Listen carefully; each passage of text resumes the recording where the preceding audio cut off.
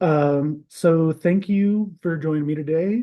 This presentation will provide a walkthrough of a new process for creating subject tags across complete oral history collections developed at the U of I Center for Digital Inquiry and Learning over the summer of 2024.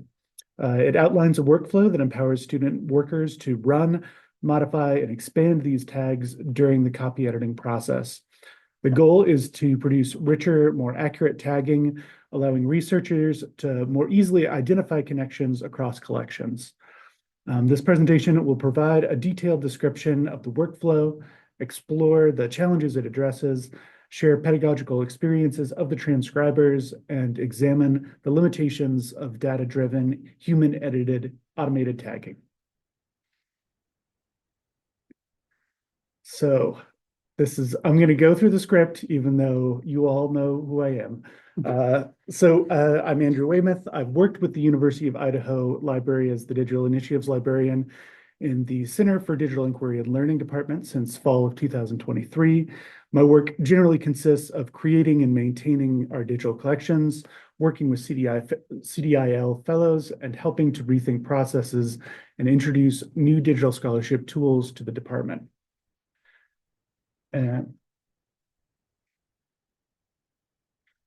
The University of Idaho's Digital Scholarship and Open Strategies Department was established in 2008 to digitize the newly acquired International Jazz Collection and has since expanded to over 130 digital collections.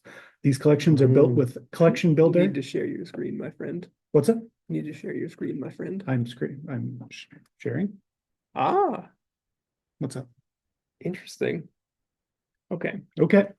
Where was I? A companion framework named Oral History as Data was developed. There might be a lag on some of the stills, so don't worry about it.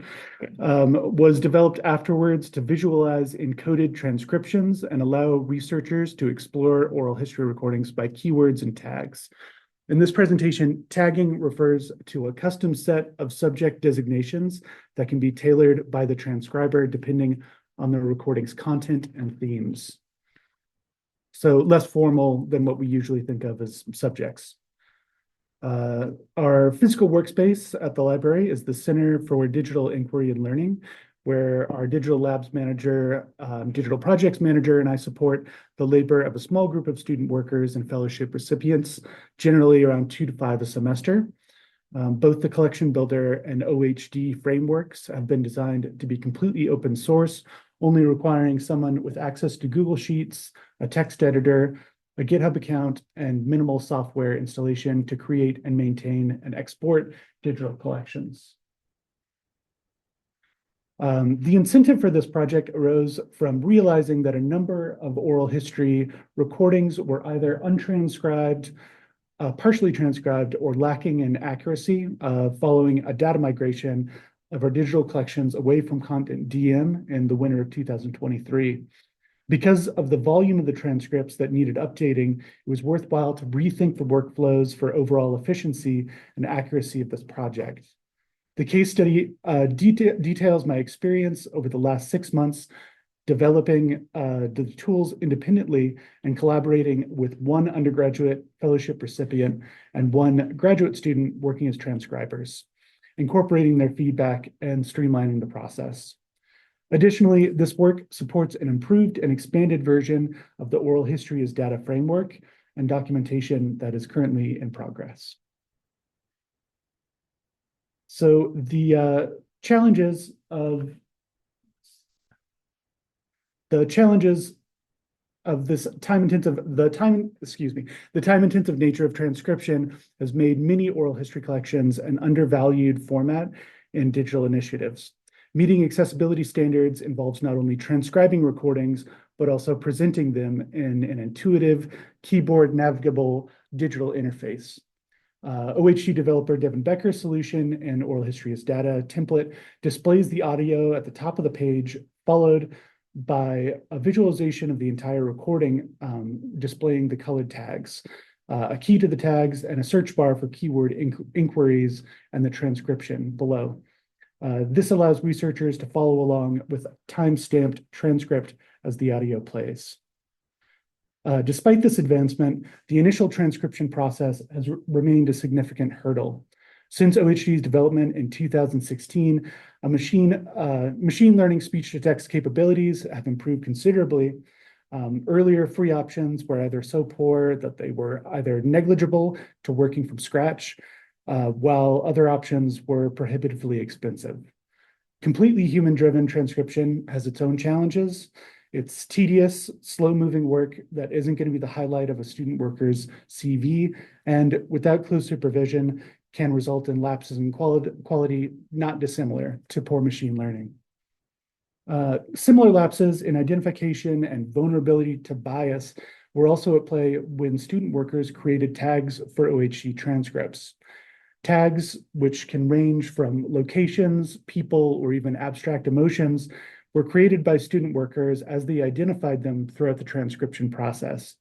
This approach led to multiple challenges, including an uncontrolled vocabulary, knowledge gaps amongst student workers who may lack the historical, scientific, or regional knowledge to identify tags within the dialogue, and tags that are not apparent if transcribing a collection of recordings linearly.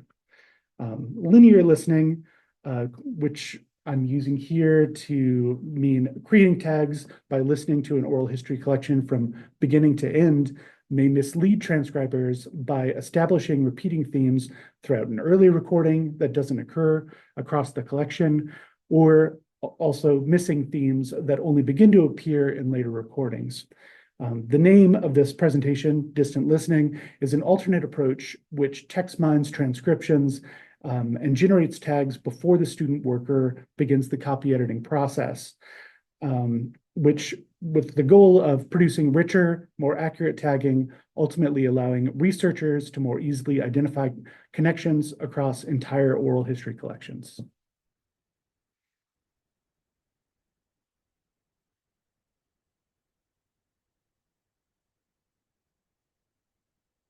So to summarize this process before going into detail, audio files are transcribed into CSV files in Premiere.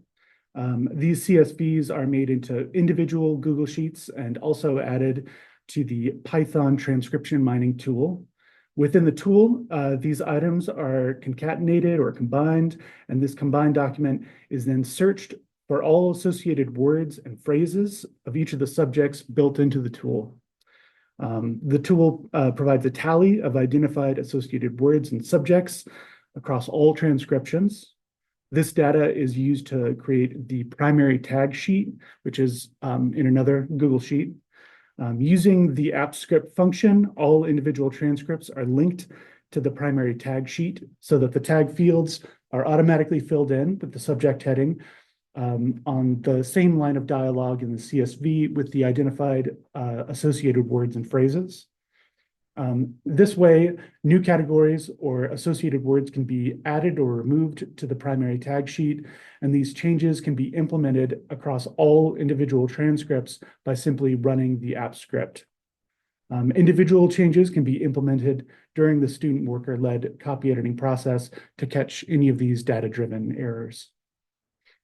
So to kind of get into the process, beginning with Premiere, drawing from my previous experience working with oral history recordings for a digital encyclopedia, I tested Adobe Premiere's transcription tools and found it uniquely well suited to the oral history as data framework, with advantages including dramatically increased accuracy in differentiating speakers and transcribing dialogue, even with obscure and regional proper nouns, which is usually a hurdle and was previously. Significantly faster transcription speed from one and a half hour recording every 2 or 3 business days to up to 20 1.5 hour recordings in a day. Costs were covered by our university-wide Adobe subscription, and the direct export to CSV has a UTF-8 encoding that's needed for OHD. It's a very particular thing, but it's a problem that always comes up if you process CSVs through Excel. There's also free non-English language packs, which Yeah. is this. Okay, great. Free non-English language packs enabling the creation of Spanish and French language oral history collections, and high privacy standards with Premier's GDPR compliance, ensuring all transcription material is stored locally and not uploaded to the cloud. That said, the tool is not a panacea. While recordings are in good condition, while recordings in good condition have extremely high transcription accuracy, poor quality recordings or interviews between two similar sounding people can require significant copy editing.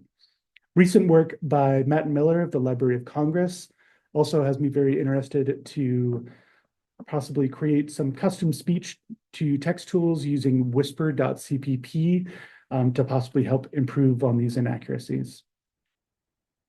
And to veer this tech talk into theory for a moment, while some negative perspectives of speech-to-text tools have to do with bias in machine learning, which are very valid, others stem from academic double standards, expecting written transcripts to be an improved version of the audio rather than a reflection of it.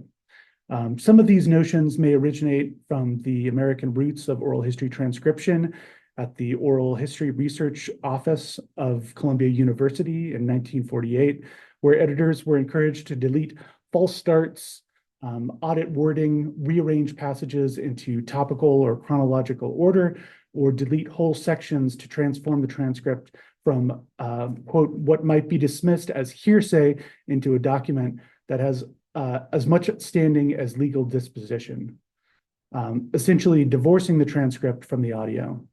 Since then, critics of this practice of cleaning up spoken language have emerged, pointing how it introduces unnecessary editorial bias. As the University of Kentucky's Susan Emily Allen notes in Resisting the Editorial Ego, Editing Oral History, these texts take it upon themselves to glean what words are meaningful. Meaningful for whom? For the editor. Such subjectivism is not only irresponsible scholarship, but however well-intentioned, an attempt to legislate truth. And so we're going to veer back into tech talk territory. So, and with that text mining tool. So after initial tests using the web-based text mining tool Voyant while developing the Taylor Wilderness Research Station digital collection, I wanted to create a text mining tool from scratch using Python that would allow me to identify specific words and phrases, create custom tagging categories, and stop words, which is the name in text mining for words removed from text before processing and analysis for each collection. Once the CSVs of the transcript are added to a folder into the Python workspace, the code begins with importing Pandas library for data manipulation, the natural language toolkit, and text blob for language processing and sentiment analysis, even though the current iteration is not doing any sentiment analysis. Additionally, the regular expressions and collections.counter function are added for text mining and tallying results. Next, the preprocessed text function removes words of 4 characters or fewer, eliminates punctuation, and converts all text to lowercase. CSV file paths are constructed, and the text data is concatenated into a single string corpus. Stop words are removed, word frequency is counted, and the 100 most frequent words are generated when the code is run. Below this header material in the Python file are 3 different categories of tags: general, geographic, and custom. And these categories contain sections, which ultimately become the tags. And I just kind of separated these into general with categories like agriculture, animals, clothing, conflict, etc.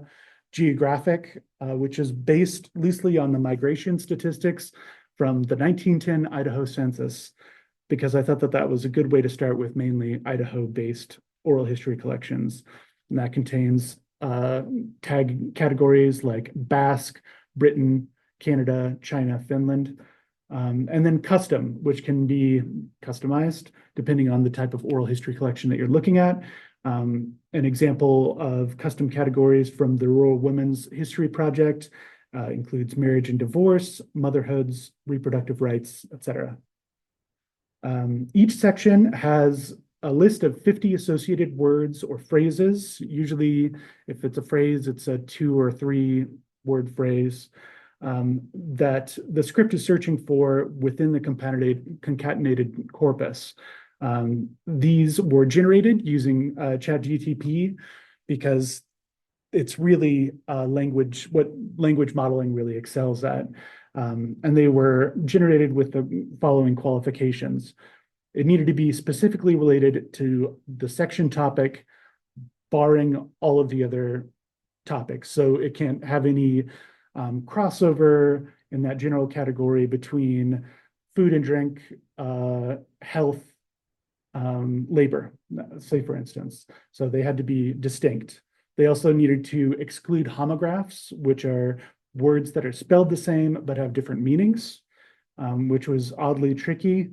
And then the place names also needed to include how certain nationalities would refer to themselves in the geographic settings. So you would say, Britain, British, Brit, possibly like any way that a person would colloquially talk about themselves. And that was the other element is these words would need to be how people would informally speak, maybe even how middle-class people would informally speak for a lot of these collections. And so that was another element that came into choosing these 50 associated words for each section. So this produced a total of 2,250 associated words across the 45 sections. And so the script then tallies these words. And apologies if it's a little hard to see, but that's just each subject and each of the associated words, and then a tally for how many times those were brought up across the entire oral history collection. Future iterations of this template will modularize the general, geographic, and custom sections for easier navigation instead of its current form as a pretty giant single expansive Python file.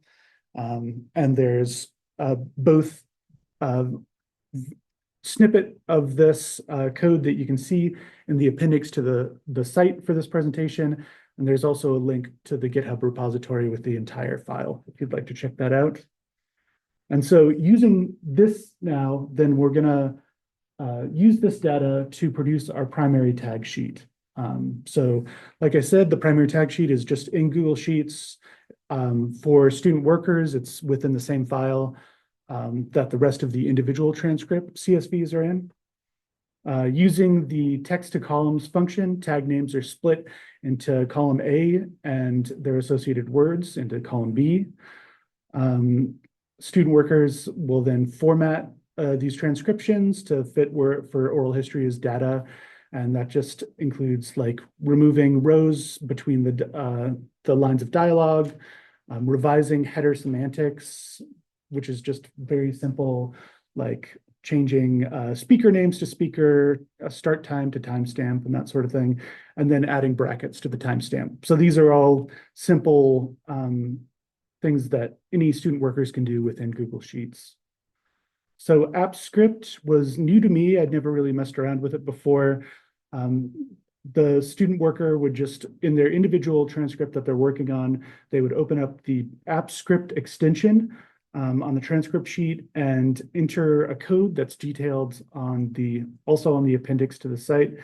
And the transcribers only need to make a couple adjustments, changing the sheet name of the transcript that they're editing and adding the URL of the primary tag sheet into this code. And then it essentially just links the individual transcript with the primary tag sheet. And so that means that instead of needing to make a certain style change or tag change across 20 different individual transcripts, you just make it on that primary tag sheet, rerun the transcript, and those changes are automatically made. And then just a note on kind of the copy editing process. This process is not intended to replace human transcribers at all. but it's rather shifting the focus from manual tagging to copy editing, reducing heavy lifting and repetition. If a tag is inappropriate, the transcriber pastes that into additions or subtractions column so that these changes are preserved for future runs of the app script and reflected in the final import of the OHD digital collection. Crucially, student workers are encouraged to modify tag names, add or remove associated words, and create new categories depending on the trends that they identify within their own copy editing process. Once these changes are made, app scripts can be quickly rerun on all the transcripts to implement these updates. Rather than simply asking student workers to transcribe recordings, work that offers little to highlight on a CV and can lead to burnout and high turnover, this process allows transcribers to engage in coding, create and modify tags, and see those changes reflected instantly through the app script process. Other advantages include all tags use a controlled vocabulary. Tagging is more accurate, detailed, and relevant, helping researchers quickly identify thematic connections. And tagging establishes a knowledge framework relevant to the collection that transcribers might lack in historical, scientific, or regional contexts key to the reportings.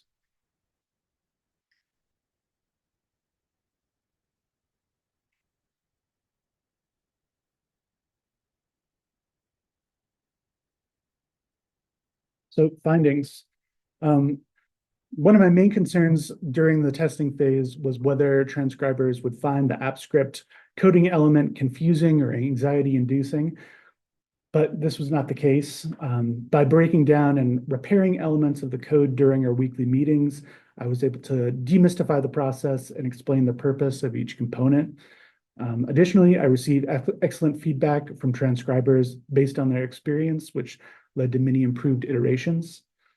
From what I gather, this approach has generated a significant increase in both the volume, accuracy, and detail of the oral history transcription work. In addition to the tools discussed in the article, other factors contributing to this progress may include a more dynamic interactive workflow leading to greater transcriber productivity, less repetitive labeling and formatting work, and also supplementary documentation, which helps get transcribers on board. And this process kind of started to get us thinking about updating our documentation just more in general. In addition to helping us meet our department's accessibility standards, this process enabled us to complete our first non-English oral history collection in the form of the Hispanic Oral History Project, an initiative from 1991, copy edited by student worker Daniel Vargas. This work in progress will be using this material to enhance OHD item level interface and allow listeners to toggle between English and non-English transcriptions.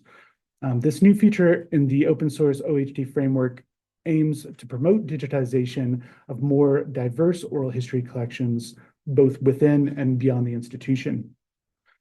And regarding the limitations of data-driven, human-edited tagging, program managers definitely need to communicate that automated tags are only a starting point.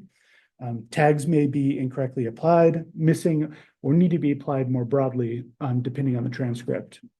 Even when these measures are taken, the amount of detail this process accrues is drastically and easily distinguishable in OHD's tagging visualization that we can see above.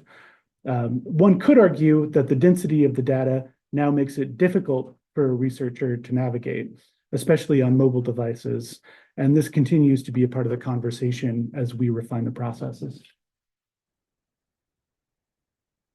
So in conclusion, in discussing grant funding for digital initiatives, a colleague pointed out that the time-intensive nature of oral history projects often leads to their neglect. And as they put it, would you rather present 10 oral histories or 500 photographs? And this quantity-focused selection criteria ultimately results in an existential threat, resulting in the physical vulnerability of audio material as they languish in the archives. Bicentennial and community oral history initiatives, rich in non-academic perspective, offer a uniquely biographical account of places and provide valuable contrast and context to the accepted historical record. By utilizing machine learning, Python, and JavaScript approaches, this process aims to make digitizing these resources more efficient and accessible, promoting their preservation and availability to the public. And we don't have I could share the site name, but the link that Norm shared for my site over here, I suppose I can just drag it over, contains all the links to everything I talked about, including the code. So yeah. Any questions? Still, is Adobe Premiere now the preferred tool for all the transcription and CDIL compared to some other tools like Other.ai? Yeah, it is now, but yeah, Evan just shared a really interesting article that I mentioned from a fellow librarian named Matt Miller at the Library of Congress, who's working with whisper.cpp, I want to say it is, and it's OpenAI's speech to text that they've been working with recently. And it really interesting. He was digitizing transcribing songs, like Finnish songs from like the 1930s and stuff like that. And it was like really accurate. So I definitely want to check that out and then see if maybe, I mean, I think as many like in-house tools that we can make that don't rely on Adobe subscriptions would be better, you know? So if we can make a speech to text tool that's more accurate, because Premiere really does struggle with music in particular, which is obviously like pretty abstract. But yeah, I'd definitely be interested in testing that out and seeing if we can make our own tools here. Yeah. I don't know if you already had talked about this, but is it like a word search function and then it looks for the highest number of times that word appears and makes it onto your list? Exactly. Yeah. Yeah, I wonder if I can go into the actual.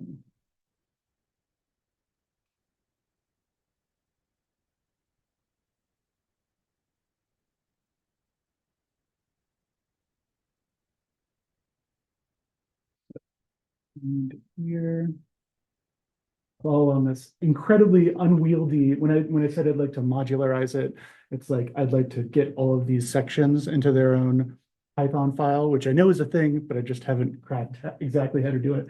So for now, it's in this, I think, 1,000+ one. But so if we can go down to a section here, we've got it's not wrapping here, but we've got these, and there'll be 50 of these words. This one is related to things around history.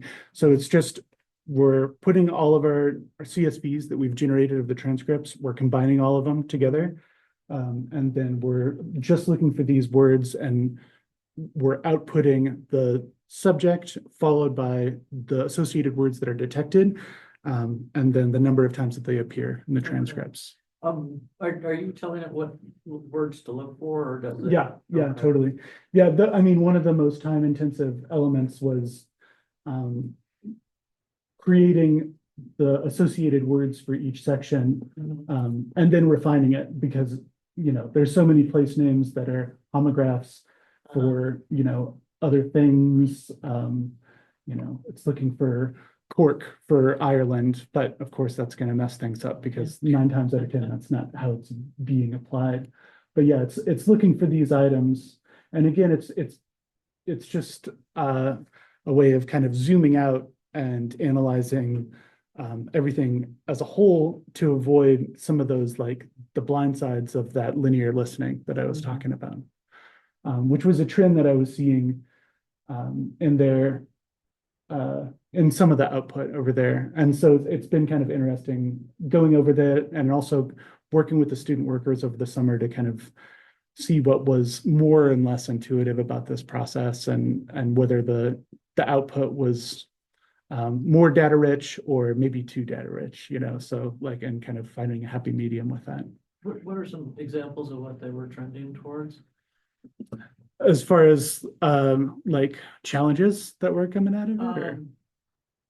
That weren't appropriate to what you were, what they were working on? Well, yeah, I mean, you know, there, that's a little bit of kind of what I was talking about as far as knowledge gaps, you know, that you're really asking, you know, so undergraduate student workers a lot when you're handing them kind of an obscure collection from the 1970s that's going to be talking about a lot of stuff from the 1920s or regional things if they're not from the area. Specifically. So there was just a lot of data that was being missed, you know. That was the main thing. But then also just the regular problems with controlled vocabulary and or, you know, these tags being maybe a little overly broad and being interpreted in very different ways by different student workers working on the same collection. Yeah. I used to do transcription work, so I was trying to, it's like. Yeah, you yeah. do the word, you type the word. Yeah. Yeah. Well, I mean, that's mainly in the tag creation, not the actual like transcription. But it's very much the same process. And also as somebody who's done a lot of transcription work, Yeah. of just kind of thinking about ways that to make the process more dynamic for people that work for us at the CDIL and making it more interesting, less tedious, and, you know, kind of prevent some of that burnout that happens from transcription. I could have used something like this for my thesis project. Yeah.